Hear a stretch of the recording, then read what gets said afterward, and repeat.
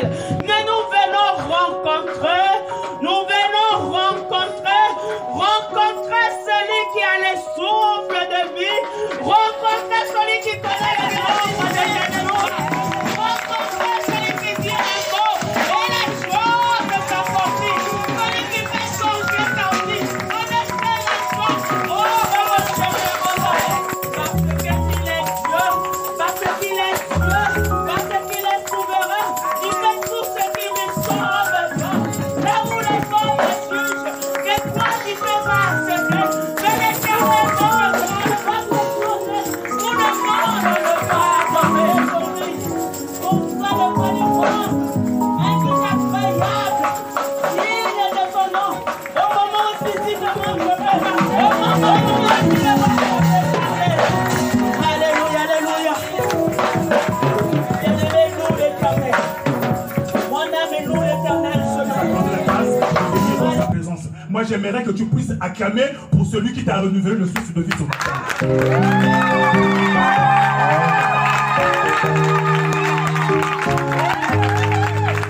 Je voulais dire ceci. Je voulais dire que quand on acclame le roi des rois, on ne reste pas assis, mais on se lève. Parce que c'est celui qui... Alléluia!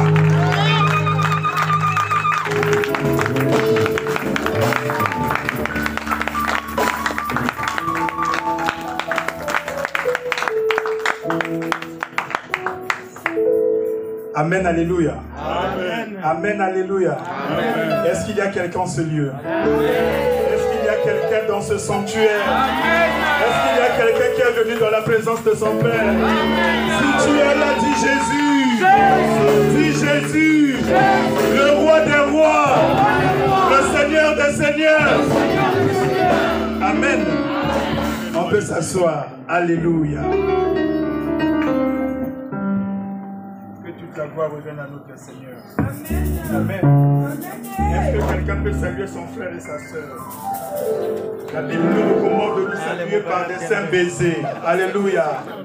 Est-ce que tu peux saluer ton frère et ta soeur? Est-ce que tu peux saluer la personne que toi tu n'as pas vue durant toute la semaine?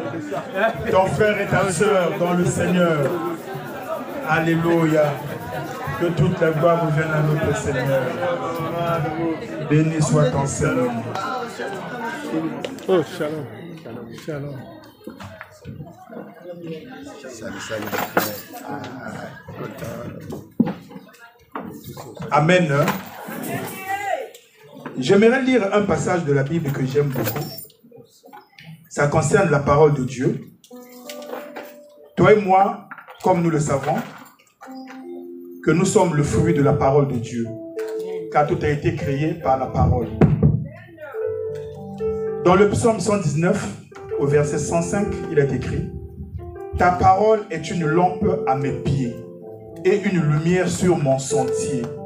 Je jure et je le tiendrai d'observer les lois de ta justice. Je suis bien humilié, Éternel, rends-moi la vie selon ta parole. Alléluia. Bien-aimés, quelles que soient les situations, quels que soient les problèmes, quelles que soient les épreuves que nous traversons, sachant que nous avons la solution dans la parole de Dieu. Amen. Parce que nous sommes issus de la parole. Alléluia. Voilà pourquoi quand la parole sort, que devons-nous faire? Nous devons être attentifs. Alléluia. Parce que c'est au travers de la parole que Dieu va dire quelque chose en ce qui concerne notre vie. Alléluia. C'est au travers de la parole que nous allons recevoir de Dieu ce dont notre cœur a besoin. Amen. Sans plus tarder, je ne suis pas l'orateur du jour. Je vais appeler la personne que le Seigneur s'est choisi pour parler à son peuple. Toi, tu vas acclamer très, très, très fort pour le Saint-Esprit de Dieu. Tu vas acclamer, j'ai dit, très, très, très fort pour le Saint-Esprit de Dieu. Et sans plus tarder,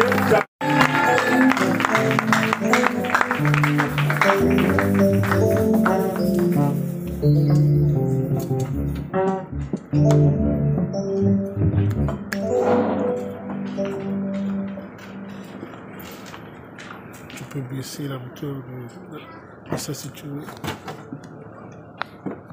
Shalom bien-aimés. Shalom l'église. Est-ce que vous êtes là? Est-ce que vous êtes réellement là? Si vous êtes là, est-ce qu'on peut acclamer les rois des rois? Notre Dieu, notre Père, le Dieu qui nous aime, les dieux qui nous enseignent, les dieux qui nous conduisent. Alléluia, bien-aimés. Nous voici encore dans la maison de notre Père. N'est-ce pas une joie? Bien-aimé, où est-ce que tu peux te trouver dans la joie si ce n'est dans la maison de ton Père? Ce lieu est agréable, ce lieu ouvert, ce lieu où nous sommes en contact avec les saints des saints. Ce lieu où Dieu agrée nos prières. Ce Dieu où tu peux tout demander à ton Père sans gêne et te dire que non, Dieu a entendu ma prière. C'est le lieu le plus agréable. Et c'est en ce lieu où toi, Dieu, te fait grâce ce matin de pouvoir te retrouver pour pouvoir célébrer le nom de Jésus. Amen. Alléluia. Amen. Mais en ce lieu, bien-aimé, c'est un lieu merveilleux, mais c'est un lieu de condamnation. C'est un lieu de condamnation parce que tu te retrouves dans la maison de ton Père pour écouter. Parce que quand on est dans la présence de Dieu, on vient pour écouter les ainsi dit l'Éternel. Qu'est-ce que Dieu dit de moi? Qu'est-ce que Dieu dit pour ma vie? Qu'est-ce que Dieu veut de ma vie? Comment dois-je me conduire pour plaire à mon Père? En fait, d'avoir son approbation dans tout ce que je ferai pour ma vie présente, pour ma vie à venir. C'est ce qui fait de ta présence là où tu es ce matin. Tu n'es pas venu chercher quelqu'un, mais tu es venu chercher la présence de Dieu. Alléluia. Chercher la présence de Dieu pour apprendre. Apprendre. Pour être enseigné. Enseigner pour corriger les erreurs de ta vie. Les erreurs qui ont ruiné ta vie. Les erreurs qui font que ta vie, rien ne marche. C'est dans la présence de Dieu où on vient pour écouter. Qu'est-ce que Dieu dit? Qu'est-ce que Dieu dit? Et une fois que tu entends, c'est pour que tu ailles mettre en pratique. Afin que ces choses puissent corriger ta vie. Afin que ces choses, cette parole puisse transformer ta vie. La présence de Dieu, une fois que tu te trouves dans la présence de Dieu pour écouter, et ne pas mettre en pratique ce que tu as écouté, c'est là où devient la condamnation pour ta vie. C'est là où la condamnation commence pour ta vie. Alléluia. Amen. Donc si nous sommes là, Dieu parle, on écoute, on essaie de corriger les erreurs. Parce que les erreurs sont néfastes dans nos vies. Nos erreurs bloquent beaucoup de choses dans nos vies. Mais Dieu ne voudrait pas que les choses continuent comme ça. Pour quelqu'un qui se retrouve tous les jours dans la maison de son Père, pour quelqu'un qui se retrouve tous les jours dans la présence de Dieu, pour écouter, pour vivre les ainsi dit l'Éternel bien-aimé. Nous sommes les enfants qui doivent écouter. Les enfants qui écoutent et qui savent mettre en pratique ce qu'ils écoutent. Parce que la parole transforme. La parole corrige. La parole éclaire. La parole donne la vie. Si tu la vis, tu la mets en pratique. Elle te donne la vie, elle corrige ta vie, elle t'éclaire, elle t'oriente, elle fait de ta vie un merveille pour notre Dieu. Amen. Alléluia. Amen. C'est pourquoi ce matin, la parole que nous allons écouter ce matin, c'est une bonne parole pour celui qui veut écouter calmement, tranquillement, celui qui veut écouter et celui qui veut comprendre cette parole de ce matin et essayer de la mettre dans tous les paramètres de sa vie. Essayez de prendre cette parole, la prendre pour toi, pour que tu la vives, et pour que tu essaies de corriger les erreurs dont nous parle cette parole de ce matin, pour que ta vie ne soit pas néfaste comme ce que nous allons entendre ce matin. Alléluia. Amen. La parole de Dieu, bien-aimé, c'est une merveille. Il n'y a rien de bon que Dieu nous a laissé qui puisse nous aider à avoir une vie aisée, une vie tranquille, une vie loin des ennuis, loin des dépressions. C'est la parole de Dieu. Elle apaise, elle donne la paix, elle console, elle donne la tranquillité. Elle t'assiste.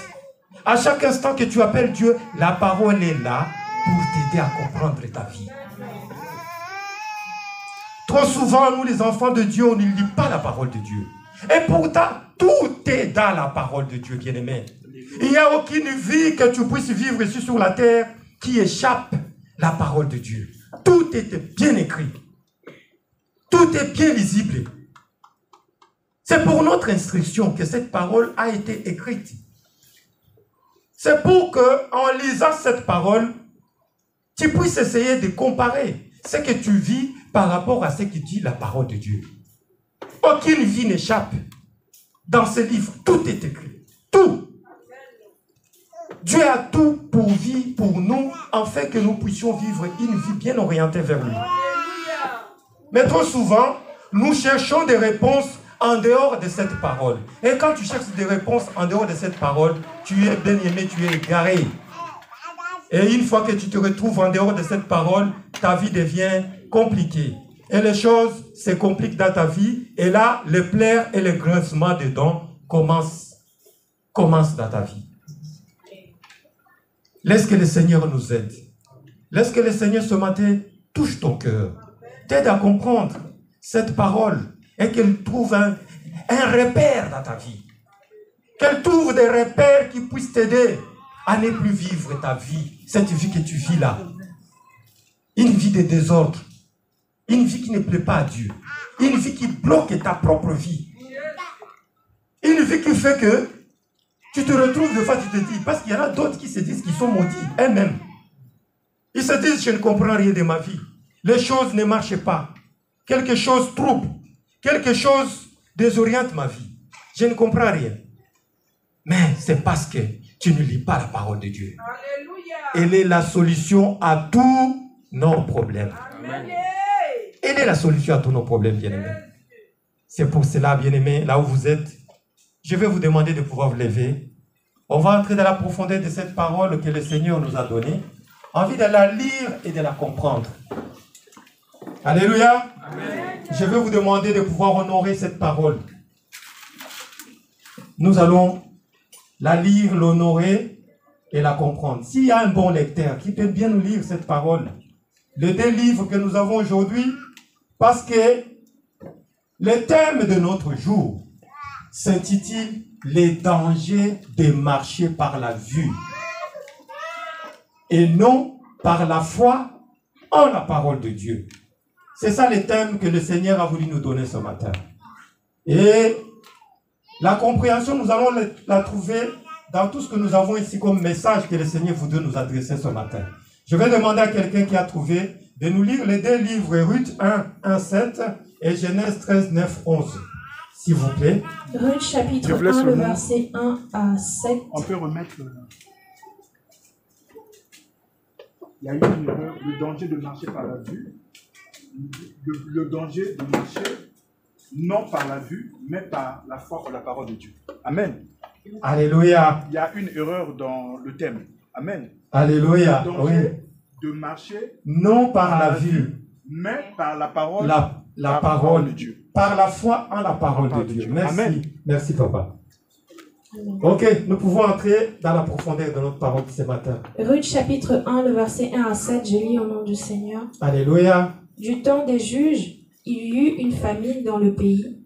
Un homme de Bethléem de Juda partit avec sa femme et ses deux fils pour faire un séjour dans le pays de Moab.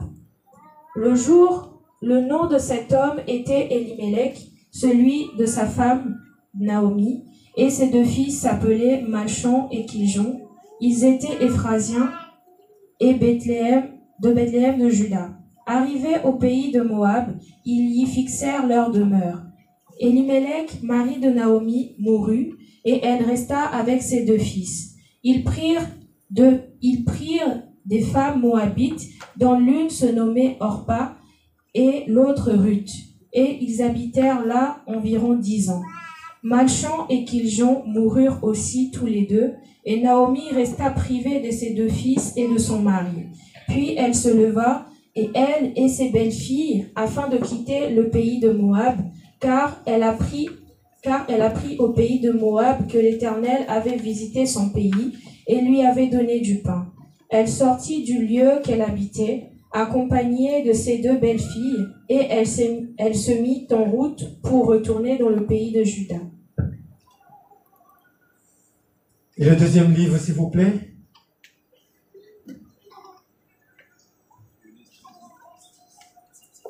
C'est le livre de Genèse. Alléluia. Le pays n'est-il pas devant toi? Sépare-toi donc de moi. Si tu vas à gauche, j'irai à droite. Si tu vas à droite, j'irai à gauche. L'eau leva les yeux et vit toute la plaine du Jourdain, qui était entièrement arrosée, avant que l'Éternel eût détruit Sodome et Gomorrhe. C'était jusqu'à Tsoar, comme un jardin de l'Éternel, comme le pays d'Égypte. L'eau choisit pour lui toute la plaine de Jourdain, et il s'avança vers l'Orient. C'est ainsi qu'ils se séparèrent l'un de l'autre. Alléluia. Est-ce qu'on peut acclamer cette parole, bien-aimée? Acclamons la parole de Dieu. Je vous en prie, vous pouvez vous asseoir. Bien-aimés, nous allons entrer dans notre vif du sujet de ce matin, dans les 2 livres que le Seigneur a voulu que nous puissions méditer ensemble. Ici, la parole de Dieu nous est adressée par le Seigneur, qui nous parle d'un homme. Cet homme s'appelle Elimelech. Elimelech, qui veut dire en hébreu Dieu, mon roi. Ça, c'est la signification du nom de ce monsieur. Cet homme avait une famille bien-aimée. Comme toi et moi, nous sommes des pères, nous sommes des mamans, nous sommes nous avons des enfants. Ça, c'est une vie de famille qu'on nous raconte ce matin. Elimelech, c'était le mari d'une femme qu'on appelle Ruth, ou qu'on appelle Naomi, s'il vous plaît. Naomi, la signification de Naomi, dans les langages bibliques, Naomi s'appelle la douceur. Donc ça veut dire c'était une famille chrétienne, une famille qui connaît Dieu, une famille qui a su comprendre les prescriptions de la parole de l'Éternel bien-aimé. C'est bien une famille chrétienne. Et cette famille, ils ont des enfants. Ils ont 2 jeunes garçons. L'un s'appelle Melchior. C'est Melchior. L'un s'appelle qui? Il s'appelle Malchon. Machlon, qui s'appelle, et l'autre s'appelle Kiljo. Machlon s'appelle, la signification de Machlon s'appelle les maladifs. Quelqu'un qui est tout le temps malade. Donc, 2 parents chrétiens donnent les noms à leurs enfants, les noms un peu compliqués. Le fils aîné s'appelle Machlon, qui signifie les maladifs. Le deuxième s'appelle Kiljon. Sa signification signifie celui qui va dépérir, celui qui va mourir bientôt. Bien-aimés, ça c'est une famille chrétienne. Ils habitaient où? Ils habitaient à Bethléem. Bethléem, dans la Bible, Bethléem c'est un lieu où la Bible nous parle, le lieu du pain. Le lieu du pain. Ça veut dire le lieu où rien ne manque. Le lieu où rien ne manque. C'est là où cette famille habitait. La famille habitait Bethléem. Il faisait partie de la tribu de Juda. La famille qui avait la promesse de là où Jésus-Christ devait naître, de la tribu dans laquelle Jésus-Christ devait naître. Maintenant, qu'est-ce qui est arrivé à cette famille, comme nous venons de le lire, bien-aimés? Il y a eu la famine. La famine a surgi à Bethléem. Il y a la famine qui arrive à Bethléem. Mais on peut se poser la question, Bethléem, on nous a dit que c'est un lieu de pain. Ça veut dire où rien ne manque. Mais comment se fait-il que, toujours à Bethléem, il y a la famine qui arrive? Bien-aimés, c'est une bonne histoire, cette histoire. La famine arrive à Bethléem, et la première des choses qui arrive à cette famille, les papas décident que non, vu les dégâts que cette famille cause, moi je dois épargner ma famille, je dois l'amener ailleurs. Ailleurs où? Chez le voisin. Je dois choisir un pays, là où il y a encore de la nourriture. Et le pays que Elimelech a choisi, c'est Moab. Elimelech amène sa famille à Moab. Moab, bien aimé, c'est un pays où on ne connaît pas Dieu. Donc, on quitte dans la présence de Dieu, on va dans un pays où on n'adore pas Dieu. On ne connaît pas le Dieu d'Israël. Ça veut dire, tu abandonnes Dieu, tu vas dans un pays où la présence de Dieu n'existe pas. À cause de quoi?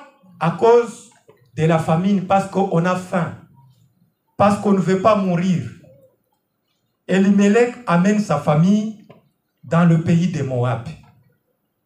Moab, si on parcourt bien les Écritures, vous allez voir que ce peuple moabite, c'est un peuple qui était un peuple barbare contre Israël. C'est un peuple qui a même refusé de donner de l'eau à Israël quand Israël allait vers la terre promise que Dieu lui avait promis.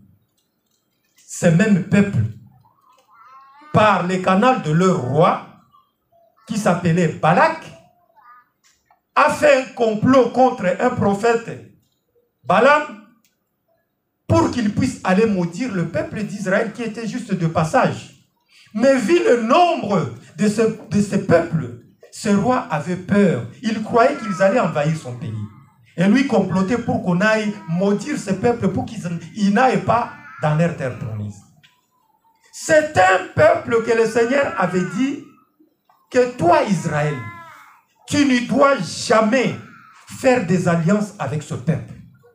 Tu ne dois jamais prendre ton fils, prendre ta fille, la faire épouser à ce peuple. Ils étaient nombreux. Il y avait des Hittites, il y avait des Jébusiens, il y avait des Essiens. Il y avait tout un tas de peuples auxquels Dieu avait interdit Israël de ne pas marier leurs filles et de ne pas épouser leurs fils. Mais curieusement ce matin, nous voyons un monsieur faisant partie de la tribu d'Israël.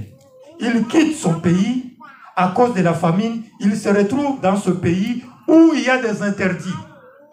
Ce peuple avait un dieu qui s'appelait Moloch. Ils avaient un dieu. Ils avaient plusieurs dieux. C'était un peuple polythéiste qui ne connaissait pas le Dieu d'Israël. Là-bas, on ne connaissait pas Dieu que nous prions. Là, c'était des dieux de Baal. Elimelech amène sa femme et ses deux fils dans ce pays. Bien-aimés, c'était juste pour un court séjour. Ça n'était pas pour aller vivre longtemps dans ce pays-là des Moabites. La Bible nous dit que c'était pour un court séjour. Donc ils n'allaient pas durer là-bas. Mais quand ils arrivent à Moab, bien-aimés, quelque temps après, l'histoire vient de nous dire, Elimelech, le court séjour qu'il croyait aller faire à Moab, la mort l'a attrapé. Il est mort dans le pays des Moabites. Naomi se retrouve toute seule avec ses 2 fils. Une veuve avec ses 2 fils. Elle se pose la question, maintenant que je me retrouve tout seul, je suis venu dans ce pays parce que mon mari a voulu que nous puissions aller dans ce pays. Maintenant, mon mari qui m'a amené dans ce pays vient de mourir. Je viens de l'enterrer. Loin de notre pays. Je me retrouve avec mes 2 fils. Qu'est-ce qu'elle fait? À la place de rebrousser chemin pour retourner en Israël, elle est restée toujours à Moab. Naomi continue à rester à Moab. Elle reste à Moab à tel point que ses 2 fils sont allés épouser des Moabites. Encore une autre chose. Mais Naomi savait qu'il y avait une interdiction de la part de Dieu qui interdisait Israël de ne pas commettre l'iniquité avec ce peuple. De ne pas oser épouser ni donner en mariage les enfants à ce peuple. Naomi laisse aller, ses enfants se retrouvent avec des femmes moabites.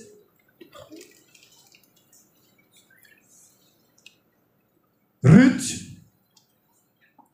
et Ruth, c'est qui encore?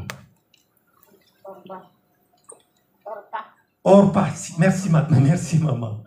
Et Orpa, bien-aimé. Les 2 fils se retrouvent avec deux femmes moabites. Il faut encore 10 ans. 10 ans dans le pays des Moabites.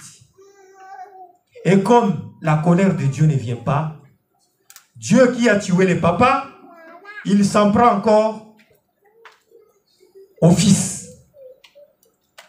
Le Seigneur, quand on l'offense, il ne supporte pas.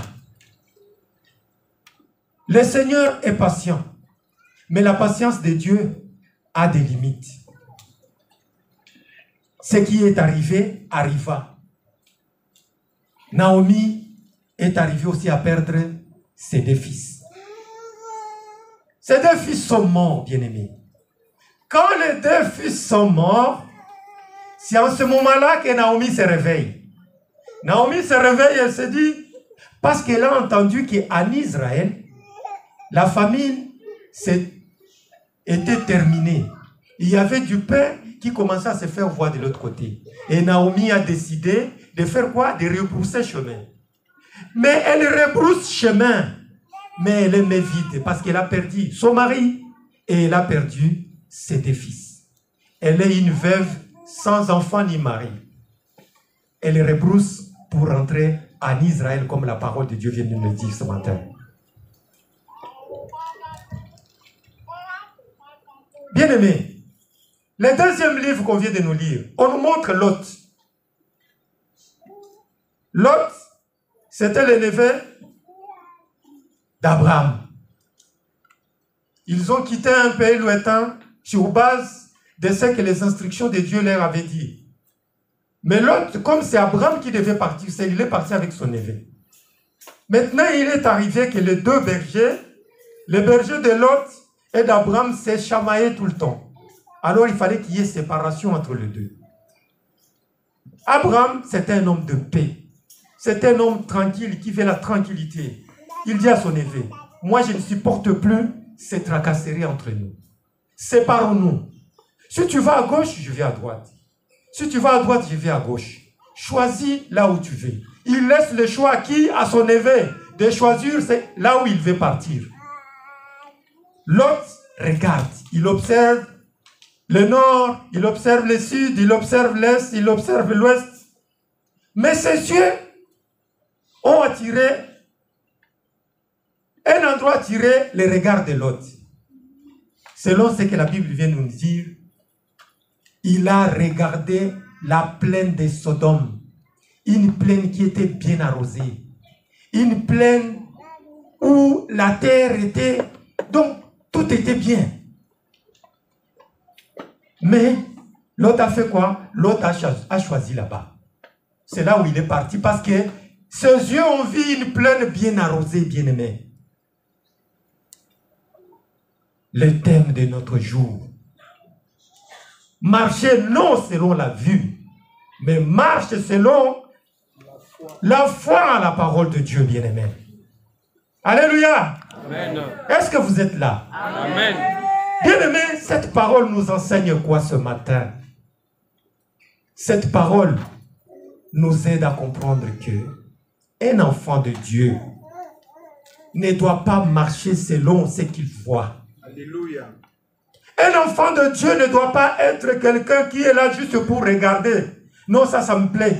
Ça doit être à moi. Ça me plaît. Ah non, ça j'aime. Mais un enfant de Dieu doit vivre selon les instructions de l'Éternel. Doit être à l'écoute de ce que dit Dieu. Doit marcher par la foi et non par la vue. Quand tu marches par la vue, bien-aimé, ta vie, tu vas finir comme ces gens-là.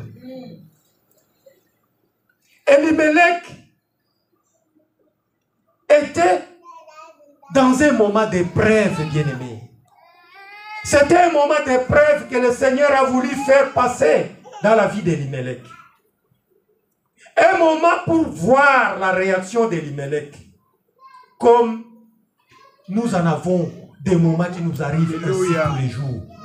Chacun a un moment d'épreuve dans sa vie, bien-aimé. Tu as un moment où Dieu veut t'éprouver pour voir s'il y a de l'amour dans ton cœur pour lui. Ce moment arrivera à chacun de nous. Le temps de l'épreuve où Dieu veut observer si réellement tu as de l'amour pour lui arrivera pour toi. Mais le Seigneur ce matin veut te dire de ne pas être comme Elimelech, mais d'être quelqu'un qui doit marcher par la foi en la parole de Dieu. Que dit Dieu de la vie que je traverse maintenant? Qu'est-ce que le Seigneur dit? Je dois marcher selon ce qui bon me semble, ou je dois interroger la parole de Dieu?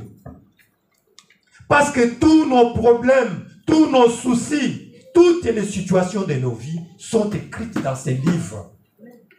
À chaque fois que tu te retrouves face à l'impasse, interroge la parole de Dieu. Que dit la Bible face à mon problème? Que dit la parole de Dieu face à ma vie? Que dit la parole de Dieu face à ce qui arrive? Mais trop souvent, nous sommes comme des Elimelech. Nous sommes comme des Elimelech. Petite épreuve dans ta vie, même sans interroger Dieu.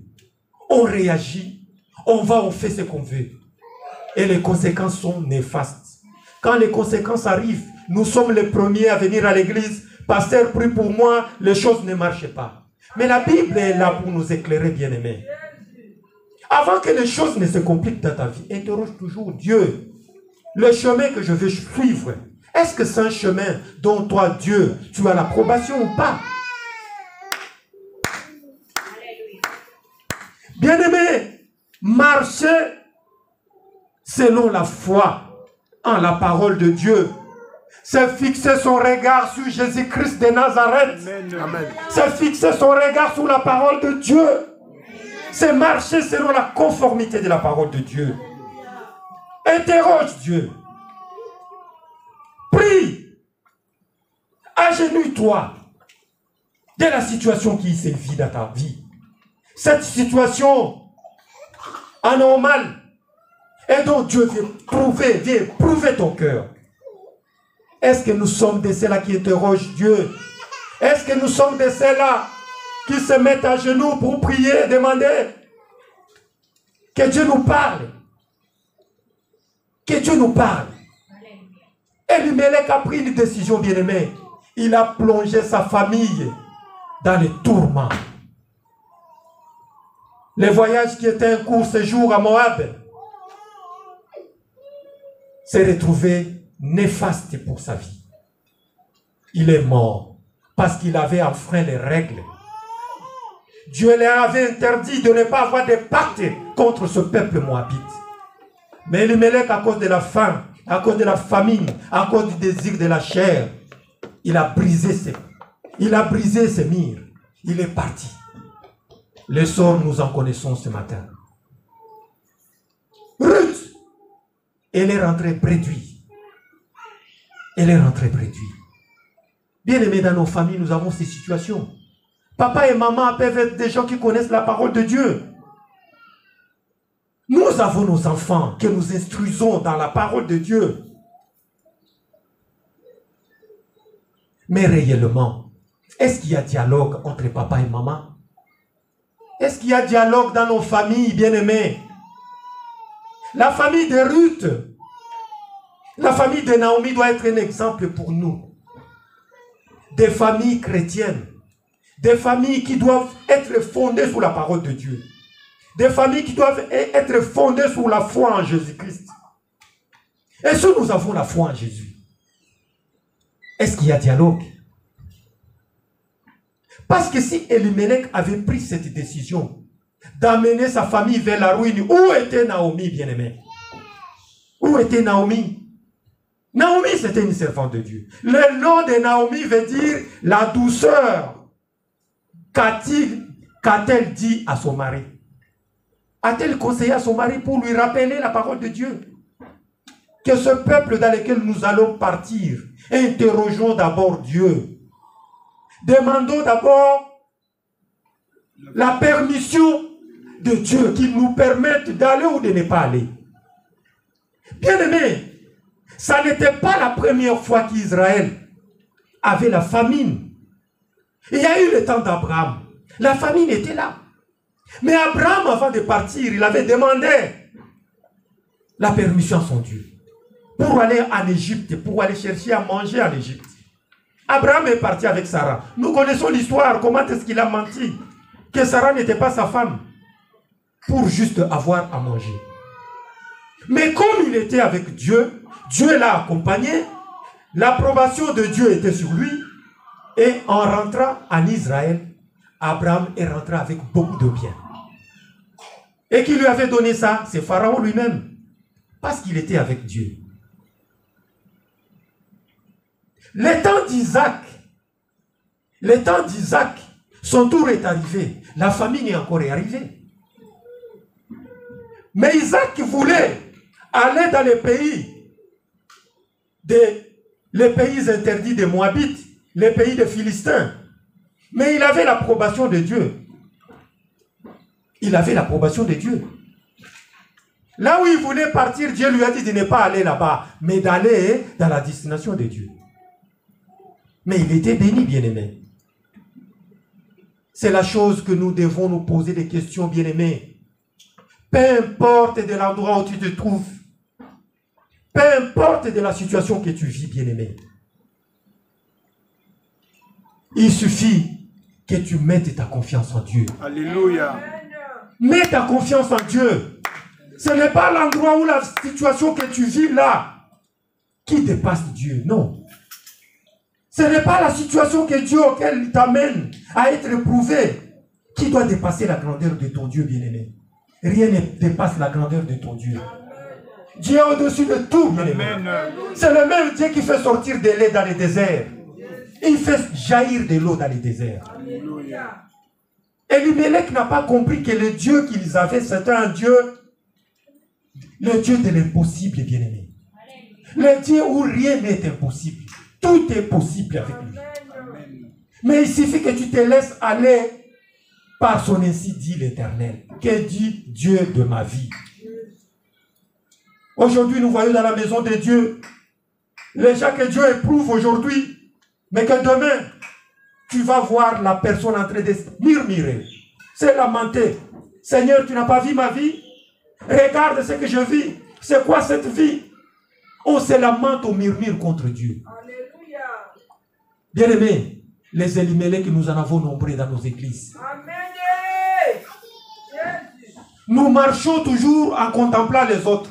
L'autre, il a acheté une belle voiture. Moi aussi, je vais acheter une belle voiture. Est-ce que c'est ça que Dieu t'a dit?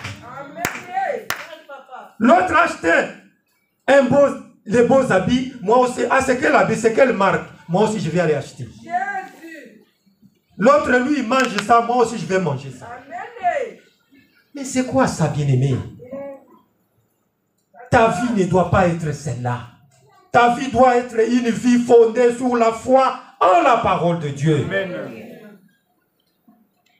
Quand tu as une vie fondée sur la foi en la parole de Dieu, tu as l'approbation de Dieu dans tout ce que tu feras, bien-aimé. Alléluia. Ça sera un oui et amen de la part de Dieu. Mais les erreurs, nous les payons, bien-aimés. Tu es là parce que le mariage tarde. Tu te dis, mon âge dépasse. L'âge passe. L'âge passe. Qui t'a dit que l'âge passe? Alléluia. Tu regardes sous ton âge. Bien-aimé, tes yeux sont trompeux. Tes yeux te trompent. Mais que dit ta foi? Que dit la Bible? Oh non, l'âge avance et je n'ai pas d'enfant. Qui t'a dit que tu n'as pas d'enfant? Bien-aimé, les enfants sont là. Amen. À toi de fonder ta foi en Dieu. Ancre-toi dans le Seigneur. Regarde le Seigneur. Fixe tes yeux sur Jésus-Christ de Nazareth. Et tu auras ce que tu cherches. Amen. Nous avons dans la Bible des femmes âgées qui ont accouché. Mais toi, tu es encore jeune, tu es désespéré. Tu n'as pas un Dieu mourant. Tu te lamentes inutilement. Dieu est vivant dans ta vie. Sache que l'épreuve que tu traverses là, Dieu te prouve pour tester ta foi, bien-aimé. Dieu te prouve pour tester ta foi. Nombreux de gens, nous voyons aujourd'hui, parce que les enfants n'ont pas su venir à l'heure que la personne voulait que les enfants arrivent. Ça perturbe sa vie, ça perturbe sa foi, jusqu'à aller se retrouver dans la maison des guérisseurs, dans la maison des marabouts, pour chercher les enfants. Bien-aimé, le marabout a été créé par Dieu. Et le marabout ne peut rien te donner de bon. C'est Dieu, Jésus-Christ de Nazareth, qui est capable de te donner ce que tu cherches dans ta vie. Amen. Le mariage vient de Dieu. Machelon et Kiljon, ils se sont retrouvés enterrés dans la terre moabite. La terre étrangère, parce que ce sont des enfants qui n'ont pas su mettre en pratique l'éducation chrétienne reçue de leurs parents. Ils avaient l'instruction de comprendre que Israël n'a pas droit de prendre en mariage des nations étrangères. Mais ces enfants ont enfreint la loi de Dieu. Ils ont désobéi à Dieu. Mais nous en connaissons les sorts. On les a enterrés à Moab. Elimelech a enfreint la règle. Il a désobéi à Dieu. Sa tombe se trouve à Moab, loin d'Israël, bien-aimé. Sachons prendre conseil, bien-aimé. Nous sommes les enfants de Dieu capables. Il connaît nos situations. Et ces situations-là, c'est lui qui les permet dans ta vie. Amen. Alléluia. Et quand il les permet, il t'observe. Il observe ta façon d'être, ta façon de faire. Et trop souvent, nous ne sommes pas patients. On est pressé d'avoir ce qu'on cherche. J'ai besoin de mariage maintenant. Je vais me marier. Et à la fin, on se retrouve dans le main d'un monsieur vorace qui te pille tes petits comptes que tu avais en banque. Il mange tout. Il te laisse avec les enfants. Il s'en va. Tu te retrouves en train d'élever des enfants qui n'ont ni père et toute seule en train d'élever les enfants. Pourquoi? Parce qu'on est trop souvent pressé dans la vie. Alléluia. Observe avant d'agir. Bien-aimé, Lot s'est retrouvé plonger sa famille dans les tourments jusqu'à faire entrer l'inceste dans sa famille. Parce qu'il a vu quoi? La plaine arrosée. Sodome et Gomorrhe. Nous connaissons comment ces villes ont été détruites par Dieu. Mais avec l'intercession d'Abraham, la vie de Lot a pu échapper à cette calamité. Mais la femme de Lot est restée à Sodome. La femme de Lot est restée à Sodome. Tout ça pourquoi? Parce que nous voulons marcher par la vue. Ce que nous voyons, c'est ce que nous désirons. Ce que nous voyons, c'est ce que nous voulons avoir. L'autre, il a de l'argent. Comment il a fait? Moi aussi, je vais avoir de l'argent. Non. Ça ne se fait pas comme ça, bien-aimé. Dans les règles de la parole de Dieu, on doit interroger Dieu dans la prière. La situation que tu as là, c'est Dieu qui permet. Peu importe ce que tu vis, peu importe ce que tu traverses, mais tu dois savoir que quand tu marches avec Dieu, quand tu marches dans la voie de Dieu, quand tu marches par la foi en la parole de Dieu, bien-aimé, tu auras toujours l'approbation de Dieu. Le désert va se changer en étant d'eau pour toi. Amen. On se dit non, ici à Blois, rien ne marche, je dois aller à Paris. Qui t'a dit que c'est à Paris où tu vas trouver une bonne vie? On veut changer de ville. Non, moi, ici à Blois, c'est une petite ville. Bien aimé, Bethléem, on a dit que c'était une petite ville, mais c'est là où sortit les rois des rois. Amen. C'est là où est venu Jésus-Christ. C'est à Bethléem. Ça ne t'est pas à Jérusalem. Mais toi, tu te dis, Blois, c'est une petite ville, je vais aller dans une grande ville. Qui te dit que c'est là où se trouve ta bénédiction? Qui te dit que c'est là où tu vas t'épanouir? Bien-aimé, ne cherche pas des amis pour ta vie. Ne regarde pas ce que font les autres, mais interroge Dieu pour ce que tu veux faire. Amen. Oh, Blois, c'est une petite ville. Ça dort. Oui, ça dort. Dieu a voulu que tu habites ici. Parce que ta bénédiction est ici. Parce que l'approbation de Dieu est ici pour toi. Amen. Où est-ce que tu veux aller? À Moab? Tu veux aller à Moab, bien-aimé? À Moab, il y a la mort. À Moab, il y a le désespoir. À Moab, il y a le grincement des dents. Marche par la foi et tu ne seras jamais déçu. Marche par la foi et tu verras Dieu te soutenir.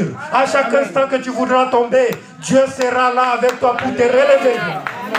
Il va te relever. Parce qu'il sera là, il comprendra que mon fils est dans la destinée de la vie que je lui ai indiquée. Mais à chaque fois que tu sortiras de la voie de la destinée, tu seras un mourant et on va t'enterrer. Tu seras une terre desséchée. Et tu les regretteras. Naomi est rentrée bredouille, sans son mari, ni ses deux fils. Ni ses deux fils. Interroge Dieu pour ta vie. Interroge Dieu dans tes projets. Ne fais pas parce que tel a fait ça. Moi aussi je vais faire. Non, ça ne marche pas comme ça. Un enfant de Dieu, ça ne marche pas comme ça. Entre dans ta chambre, prie. Interroge Dieu. Seigneur, je veux faire ça. Est-ce que j'ai ton approbation ou pas?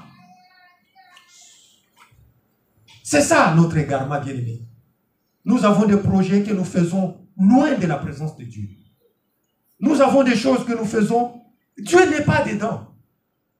Parce que tel a fait, moi je vais faire. Parce que tel fait la médecine, moi je vais faire la médecine. Parce que tel fait les relations étrangères, moi aussi je vais aller à l'université, je vais faire les relations étrangères. Qui t'a dit? Parce que l'autre fait la comptabilité, moi je vais faire les finances. Qui t'a dit? Qui t'a dit? Nous ne sommes pas pareils. Chacun a ce que Dieu a mis en lui. Alléluia. Nous ne faisons pas du copier-coller, non. Un enfant de Dieu, ce n'est pas comme ça. La grâce qui est dans ton prochain, ce n'est pas la grâce qui est en toi. Chacun a sa propre grâce. Ce n'est pas parce que l'autre fait ça que moi aussi je dois faire ça. Tu vas marcher vers les échecs et tu vas commencer à pleurer et Dieu sera là pour te regarder. Bien aimé que nos vies aient des exemples. À chaque fois que tu as l'impasse de ta vie, interroge la Bible, interroge la parole de Dieu. Parce que toute notre vie a des exemples dans la parole de Dieu. Les vies que nous vivons là, ce sont les vies que les autres ont vécues avant nous. Et à chaque fois que tu te retrouves face à cela, lis la parole. Que dit la parole face à ce que je vis? Et tu auras la solution et Dieu sera avec toi, bien-aimé. Ça nous évitera des erreurs, ça nous évitera d'aller jusqu'à la mort, jusqu'à voir à décimer nos familles, bien-aimés. Soyons des familles modèles où les enfants suivent les instructions de papa, où les enfants, on peut rater l'éducation des parents, mais l'éducation chrétienne relève. L'éducation chrétienne peut t'aider à comprendre les failles que tu as pu accumuler dans ta vie et que toi, tu n'as pas eu la chance d'avoir. L'Église est là pour t'orienter. La parole de Dieu est là pour t'orienter en fait d'éviter de telles erreurs qui sont très néfastes et dont demain tu vas regretter. Tu seras quelqu'un qui venait prier à l'église, mais qui demain regrette, se pose la question, Dieu, tu m'as abandonné. Est-ce que tu marchais avec Dieu? Certes, Naomi a dû se poser la question, Seigneur, tu m'as abandonné, pourquoi? Mais avant d'aller faire ce que tu as fait à Moab, est-ce que tu as interrogé Dieu? C'est quand tu te retrouves dans les passes qu'il faut maintenant dire, Seigneur, tu m'as abandonné. Non, ce n'est pas comme ça, bien-aimé. Que Dieu vous soutienne, que Dieu nous soutienne, qu'il nous donne la force, qu'il nous ouvre les yeux face au monde de comprendre que chacun a une destinée pour sa vie. Alléluia. Et là, ta destinée est différente de la destinée de ton prochain. Alléluia. Mais seulement le maître de nos destinées, c'est Dieu, qui est le garant d'accompagner chacun pour arriver au bout de sa destinée et lui donner de l'eau de la source pour atterrir la soif. Que Dieu bénisse sa parole de ce matin et nous donne la grâce.